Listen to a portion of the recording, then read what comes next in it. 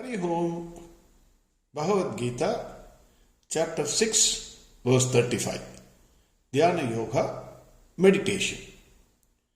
We are seeing the meaning of the word Vairagya in verse 35. Before proceeding further, verse 35 again.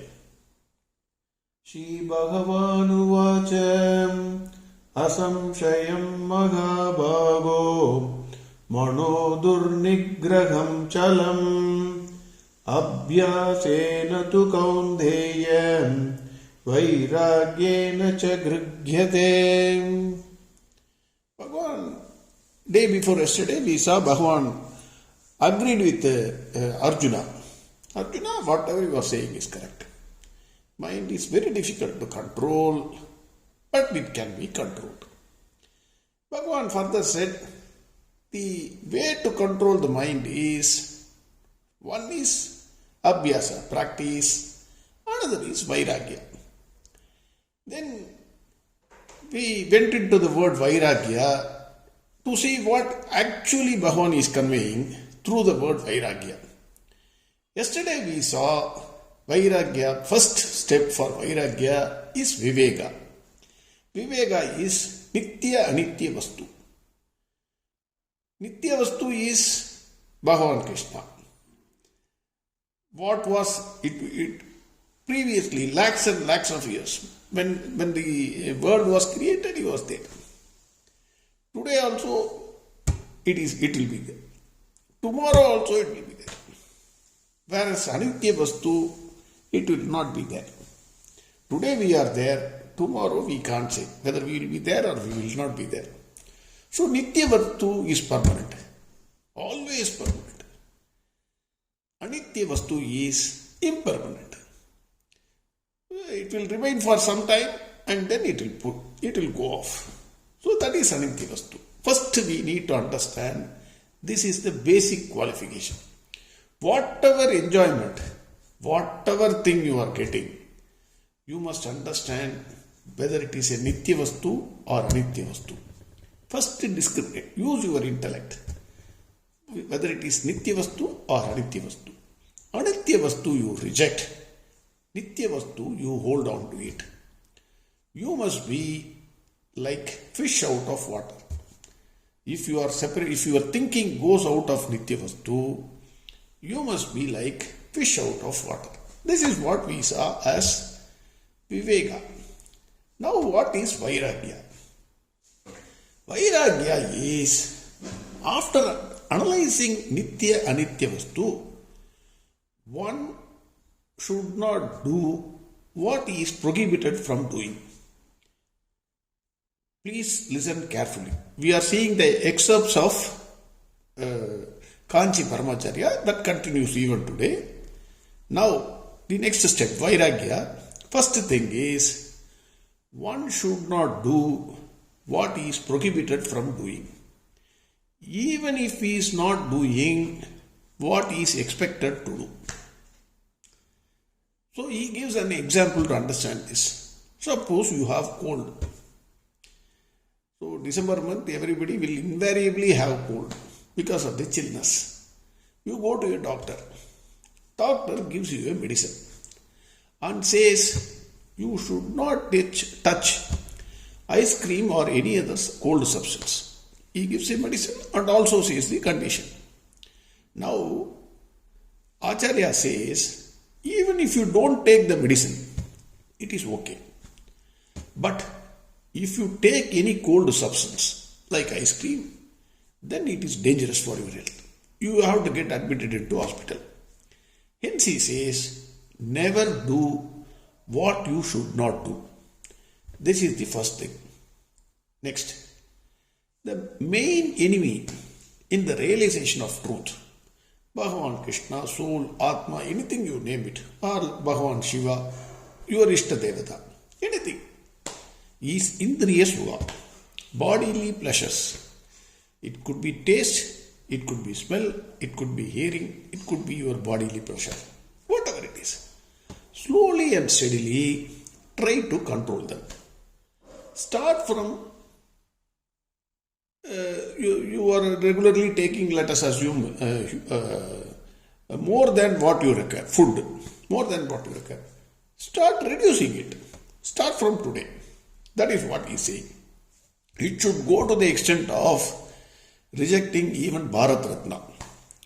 The stubbornness. I don't want anything. I don't expect anything from this world. To that extent, you have to develop. Now, he quotes Tirumular. Tirumular says, Asai Arumingal. Asai Arumingal. ஈசனோடாயினும் ஆசை அருமின்கள். ஆசைப்பட ஆய்வரும் துன்பம். ஆசை விட ஆனந்தமாமை. What he says, this is a Tamil verse. Tirumular said, ஆசை அருமின்கள், ஆசை அருமின்கள். That means, cut your desires, cut your desires. The more you desire, the more sorrows you are inviting. ஆசைப்பட ஆய்வரும் துன்பம். The more you are desiring, the more you are inviting sorrows. ஆசை விட ஆனந்தமாமே. The moment you cut your desires, you are entering into the realm of happiness. That is what Tirumular said. Then Nammalvar also says, in just 4 words, அற்றது பற்று எனின் உற்றது வீடு. That means, the moment you cut your desires, then you will get moksha. Thiruvalluvar also says, யாதனின் யாதனின் நீங்கியான் துன்பம் அதனின் அதனின் இலன். Already we have seen this Tirukural. Whatever you don't desire, reject. From that you will not have any sorrow. Whatever you reject or you don't desire, from that there will not be any problem for you or any sorrow for you. This is what Thiruvalluvar is saying. Now Buddha also said, he is quoting all the several people. I have taken only 4 or 5. He is also quoting Buddha and says, Buddha already said, desire is the root cause of all problems. So, further he says, you can't dose off the desire by enjoying them. That is a foolishness. Our mind says, I want more, I want more, I want more, I want more. He says, you cannot dose off desire by enjoying them. It is like trying to dose off fire by pouring ghee into it. The more you pour, the more it will ask. Now he quotes, sir, how to get rid of it. He quotes Adi Shankara. Adi Shankara says,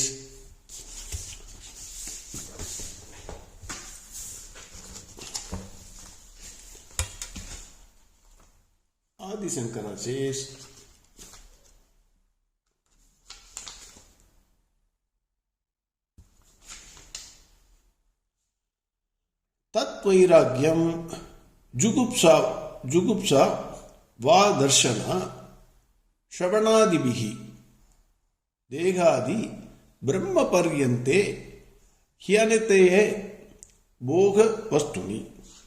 Hyanitye Bhoga Vastuni. Adi Shankara says, reject everything. Starting from Deka Sukha, that is bodily pleasures, to Brahmaloka. Even if somebody says Brahmaloka, you must reject it. That is what Adi Shankara is saying. Jugupsa here, he uses the word Jugupsa, which means extreme hatred for all desires. Do not misunderstand that you are hating the people. That is not the idea. You will hate whatever stands between you and the realization of the truth. That is your goal. Your goal is to attain truth. So whatever comes in between, you will start hating it. That is what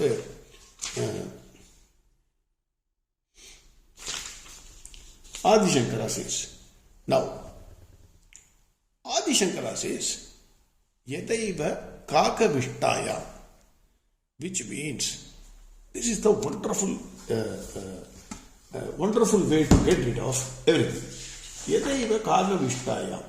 That means Suppose you are going for open air restaurant with your friends, family members, relatives. Nowadays it is very common. Even marriages are celebrated in open air restaurants. Wonderful food. That kind of food you will not have seen. Wonderful food. Sweet, raita, 2-3 rotis, pulao, paneer butter masala, 2-3 vegetables, 1 papad, curd, and other few more dishes. Different types of dishes. Maybe a starter, a soup, everything. You assume whatever you want. Richest party. So that person is a rich fellow who is giving this thing. He called you, you went there. Now everything is served in your plate. Mouth watering. Unfortunately, a crow was flying above your head. That crow drops shit in your plate. Topak. And that shit splits on everything. On your plate. Will you eat the food? So Adi Shankara says that hatred should be like the hatred which you will have towards the food. On all the desires which you have. Yadaiva kakavishtayam. This is the Vairagya.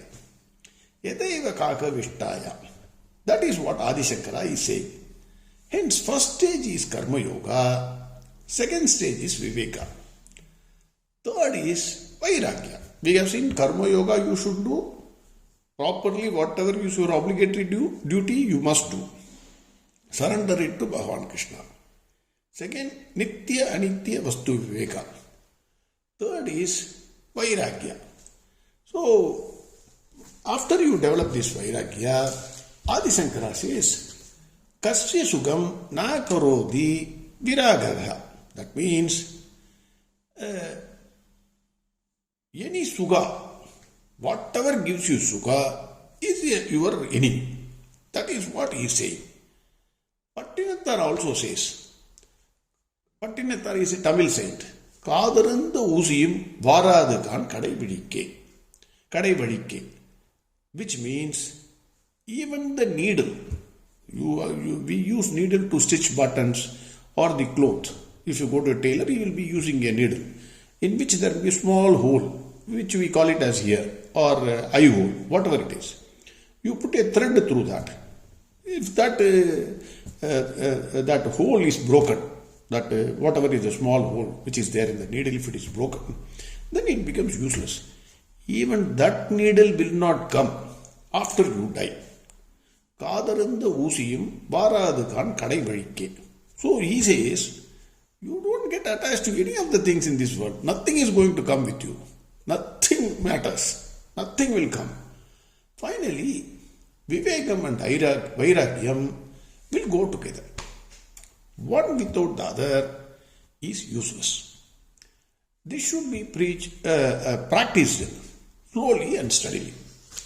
For great saints like Pattinathar, who was stinkingly rich, overnight, because his adopted son came and wrote this on a leaf. Kadaranda Usiyum Varadhakan Kadaividike, and then he gave it to Pattinathar and he disappeared. People say that son was he was nothing but Lord Shiva. So after reading that, immediately, instantly, he got moksha. That is, he immediately left everything, all his riches, house, wife, whatever he had, jewels, everything he left, and then he went out with a loincloth. So it came overnight.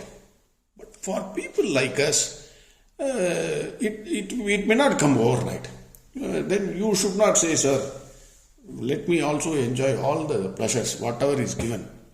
One day automatically it will come, sir. Overnight it will come. So on that day I will also go like Pattinathar. So why are you saying don't enjoy the pleasures? So if you think like that, it is a wrong approach. Completely wrong approach. Extremely wrong approach. Why? Bhagavan Krishna explains later. That we will see later. Next verse we will see tomorrow. So the point is, Like Adi Shankara said, Viveka means Yadaiva kakavishtayam.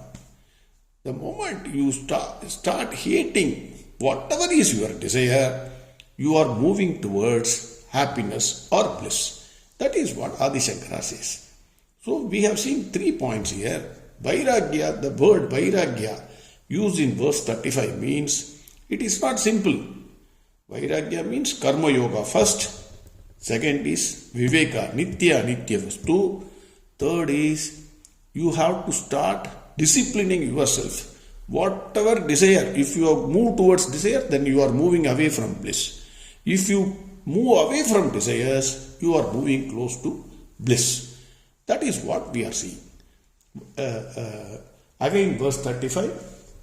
Shri Bhagavanu Vacha Asamshayam Maghabhago Manodur Nigraham Chalam Apyasena tu kaundeya Vairagyena cha grhyate. Next verse tomorrow. Arihom Sarvam Krishnarpnamastu. Narayana Narayana Narayana Narayana Narayana Narayana Narayana Narayana Narayana Narayana Narayana Narayana Narayana Narayana Narayana Narayana